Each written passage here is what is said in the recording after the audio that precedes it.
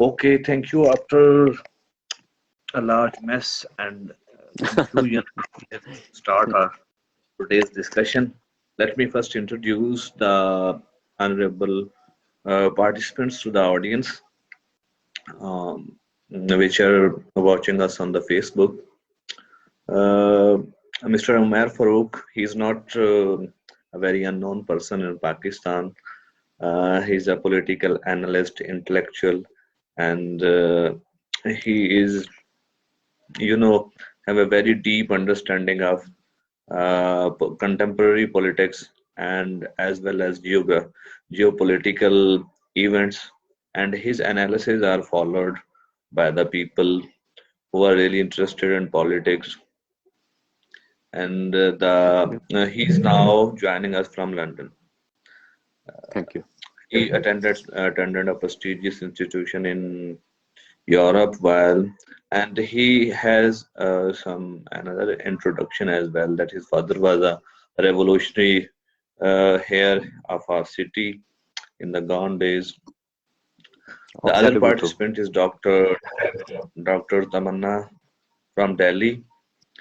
She's a political scientist. She is working on her new book. She did her PhD from Jawaharlal Nehru University, and she can speak both Hindi and English.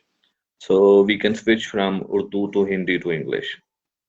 Sure. So the wave of Thank you. nationalism and populism in the recent years uh, has totally changed the geopolitics of our times. We have seen the Trump era in United States of America, Modi wave in India, the largest democracy on this globe, and also in the Europe, we have seen the rise of the nationalist parties throughout the world. And today we have to discuss this wave of nationalism and its significance for the future of capitalist democracy, which has been since the fall of communism in Soviet Union, has become the status quo of the world politics. Now, I would like to speak to Dr. Tamanna about the recent wave of nationalism in India that swept across the largest democracy on in this world. What do you think, and how do you look at the nationalism in India? Do you feel that it has some connections with the this global wave of nationalism, or do you believe that it has some kind of indigenous roots in India itself? See, I guess nationalism, these issues are, it's what we are seeing in India right now is the value. There are certain values which are cherished, and nationalism, when Nehru came about, when in 47 Nehru became prime minister, that time we had a nationalism of a different kinds. Now we have nationalism of a different kind. So it isn't that nationalism wasn't there that time and suddenly there has been a spurt of nationalism. Even like you can't say that these prime ministers, Indira Gandhi was less nationalist or something. So they all were equally nationalistic. But now we have a nationalism of a slight different kinds, and every country has a different value, which which it gives to nationalism. So that particular aspect has to be seen, that in India, uh, for example, the uh, politics which we see in India is uh, is is not a product, is a product also of Congress's failure to um, bring about real changes in the Indian society. For example, like blaming BJP blindly would result in, if we do not look at Congress during Congress time, the Sikh riots. So many intellectuals are ignoring that. After all, if you are a free thinker, you'll think accordingly in that particular line, that that this is a result of the fact that Congress was for the vote bank, it was appeasing Muslims to a certain extent, and it alienated the Hindu population. And that is why RSS and BJP were working for quite some time, building a base in the political, in the structure of India. And in the 19s, they came back in the big way. So I guess nationalism is something which was there from the beginning in India. And आप writers की बात कर रहे हैं तो Yeah, writers तो you are यही right, थे. but that was the nationalism that said that the Hindus and the Muslims and the Sikhs and all other people who were living in the subcontinent were No, traditionally and that is what historically. all the political parties are saying. Even in Tamil Nadu, for example, every political party, the new the if you've heard of Rajnikant, the person who is one of the biggest heroes Yes, India has yes. produced. So now he is looking for a spiritualistic politics. So there is a lot of change in the world itself. There is a lot of spiritualism, and those kind of things are also coming up. About you have porn, you have these kind of things, but equally, if you see in India, I don't know much about Pakistan, but the fact is that in India there is a splurge of spiritual groups which have come up. So that, and what Rajnikant, for example, is doing is he's asking for a spiritual politics, and which is actually aligning with BJP. So that is the Yeah. whole thing. So I guess we can't blame anybody for spiritual for nationalistic politics, but I guess Congress could have played better. Yeah. They Can I could have add done. something? Yeah. Yes, yes, please. Yeah. In my view, rise of this wave of nationalism in India, in its essence, is different. It's entirely different from the wave of nationalism all over the world. Because all over the world, you will see rise of state nationalism. In India, there was a state nationalism since independence, as Dr. Saib already said. But this new wave of nationalism is not like the rest of the world. This new nationalism is purely on the creed basis, Hindutva, on a specific creed. So that's why it's different. This wave is different from what's happening all over the world. What I think. Yeah, but Okay, right. so You, yeah. I have a question in my mind, and when I was taking my courses on African and post-colonial literature with one of my professors, and when the discussion moved towards the subcontinent, the politics of subcontinent, we had a point in discussion, and we could not find a satisfactory answer. I would like to pose a question here that whether the partition had the most important effect on the political imagination of the people of subcontinent of India. We have lived for thousands of years in the same region, in the same country, but all those years did not prove to be equivalent to the scars of partition. Uh, am I right to say that those the wounds that were left in the partition are still, they are hovering around the political imagination and the political consciousness of the people of subcontinent? I uh, I think the politics right now of the youth, which below 30 people, like they and who have not faced partition, they will look at the whole concept because they don't know really what happened. It's only people who are like 60 and above, or for 50, 60 and above, yeah, 65 and above, who really knew, and they bore the scars of partition. But the new youth which is coming up is not aware about this particular aspect so much. So I guess chances are much better now to forge good relationship within South Asia. We all are 767 countries which we are, we can have a better relation, because the youth is not much affected by partition. So आप कितनी भी पट्टी पढ़ा लो बच्चों को कि आप मतलब like partition को याद कर लो, they don't know. They are concerned about their future, they are concerned about many things in life. So they are too busy to consider what is okay. They can be politicians who are inciting them, but I guess people are very smart now. I don't know how it is in Pakistan. I really don't know. In India, as far as I have taught students and everybody, they have a different perspective. They are just not concerned, and most of the students are like um, people who are like below 35 are not interested in this kind of thing. They want good relations between countries. They're not interested in fighting.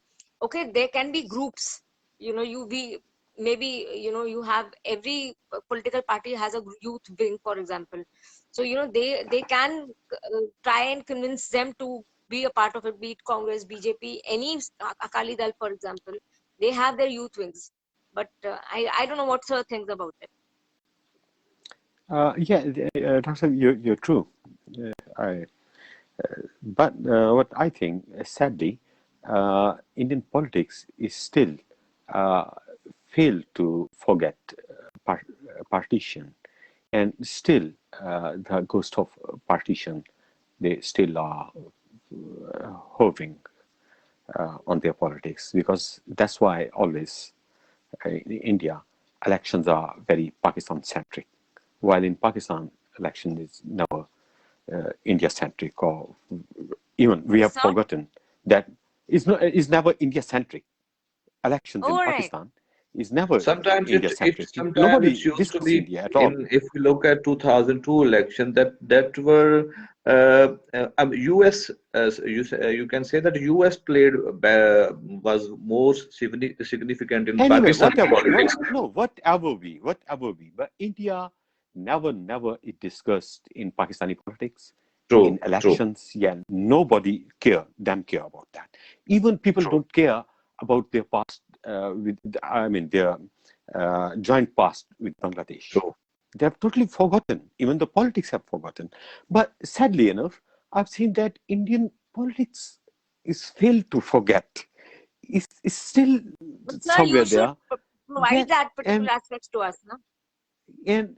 there's another question. When I see different Indian thinkers or political philosophers or whatever, they are always thinking in the context of subcontinent, even in their basic ideas. They make theories just in the background of the subcontinent, and they never forget 1947 partition. It's gone story. Let's forget it. Oh, These are oh yeah, realities. You see, of for course. example, when we talk about nationhood or other or all either, they will start from two nation theory. Why? It was a history of the 1946 election. Leave it now. Forget it. Because India was an empire, never been a country. I never, convinced myself that British India was a country, and never British claimed it to be. They always called it an empire. And always, when the empires are broken up, new states come up. So now we are living in a different world, different states, and okay, forget it.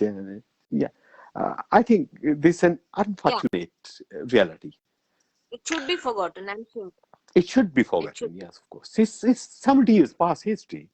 World has changed a lot after that. Even all those ideas of nationalism that still used to be discussed, sometime in our own thinkers, those are outdated ideas in the rest of the world. Nobody talk these days about any nationhood basing on race or religion or creed or common language or culture. Nobody, because now nationhood, which is, I mean, commonly popular, is state nationhood or state nationalism. That Yeah, word is living after the Second World War. But we in subcontinent somehow still we are living the world before the Second World War. yeah, I mean, still in the colonial days, in the days of yeah. empire. These are gone stories now. The thing about Uh, but the thing about in Indian intelligentsia is that they're most of them right now are left based. So like they are Yeah, right. They have written a history, or the whole thing is but around. here, sorry to उनका cut जो you. Here nationalism का are है ना sir, उनका जी जी nationalism जो है ना sir, आपको पता है कि बूर्जुआ नेशनलिज्म जो है वो उसको हाँ उसको इग्नोर करते हैं, वो हाँ बूर्जुआ लेकिन nationalism. but sadly enough, bourgeois nationalism is normally based on language or culture or such like ideas, and the leftist nationalism is based on class. Yes, but sadly enough, in subcontinent, political thinkers are always thinking for the nationalism in terms of language or culture or common culture, if it's there or not. These not, leftist ideas. These are totally bourgeois ideas. They are Yeah. adopting, yeah, while they're claiming to be, same time they are claiming to be leftist.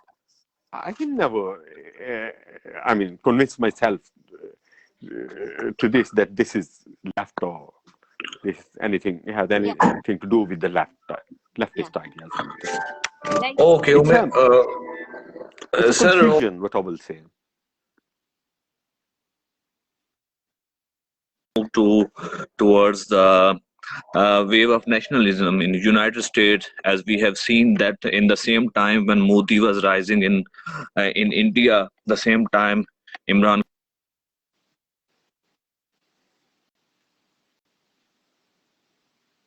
Donald Trump was uh, to become the president of United States at that time, and we have seen a very novel aspect of United States politics, that the you know the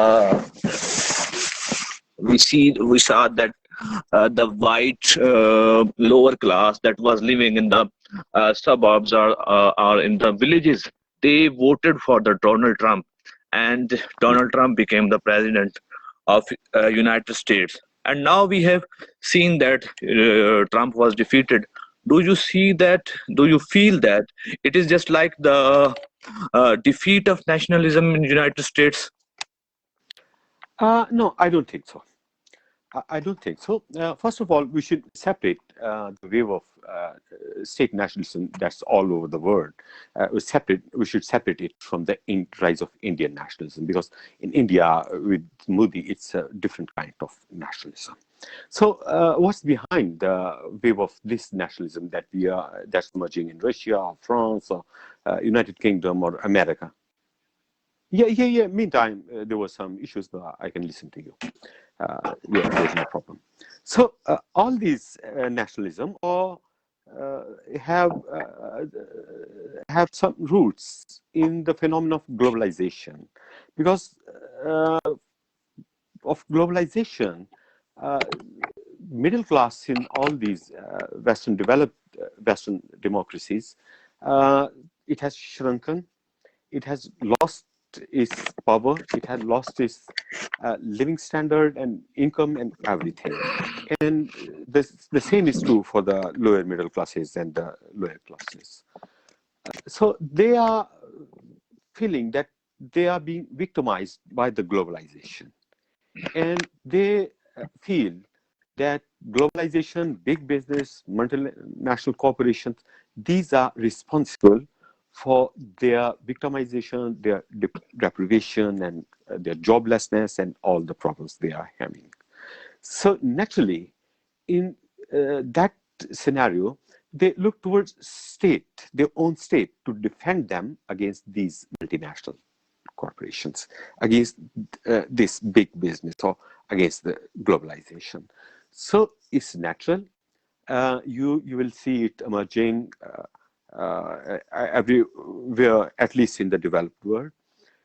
Maybe Trump have lost this election, but I must remind you that since the problems are there, so you will, on the long run, you will see the same trend.